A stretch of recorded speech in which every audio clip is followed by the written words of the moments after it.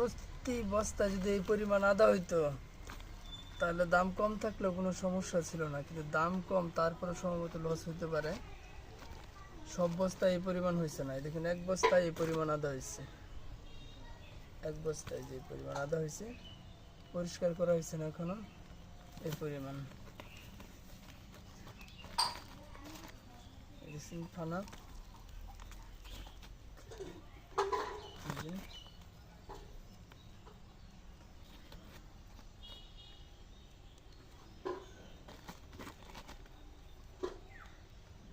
এই পরিমাণ হয়েছে।